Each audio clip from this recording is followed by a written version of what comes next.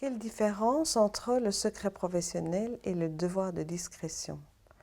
En fait, le législateur a choisi de faire une différence entre les deux en fonction du type de profession qu'on exerce. Si je suis un enseignant, ma mission est de transmettre un savoir à des enfants, des adolescents, et la confidence n'est pas nécessaire pour exercer mon métier.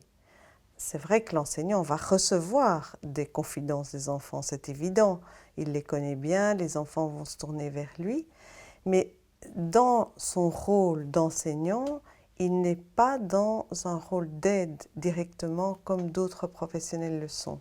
Donc la difficulté de l'enseignant va être de recevoir des confidences des enfants, là d'avoir une forme de discrétion, un devoir de discrétion, et de voir à qui il va pouvoir transmettre si l'enfant est en difficulté et de référer finalement quelque chose de la problématique de l'enfant à des professionnels, eux soumis au secret professionnel.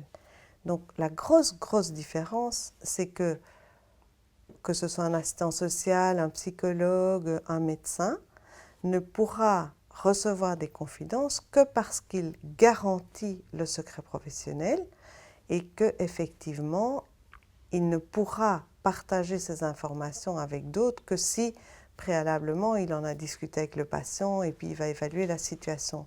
Et donc c'est très différent d'être dans une profession qui a besoin du secret professionnel pour recevoir des confidences ou d'être dans un métier qui n'a pas besoin de ce secret pour exercer son métier.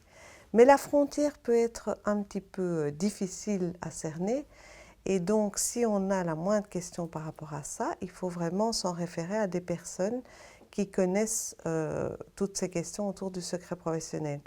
Une des grosses différences aussi, c'est que le devoir de discrétion est inscrit dans le Code civil. Ça veut dire qu'il n'y a pas de peine si je ne respecte pas, tandis que le professionnel soumis au secret professionnel, l'obligation est sur le professionnel et donc il devra en rendre compte s'il ne le respecte pas au niveau pénal. Ça veut dire qu'il peut encourir des peines.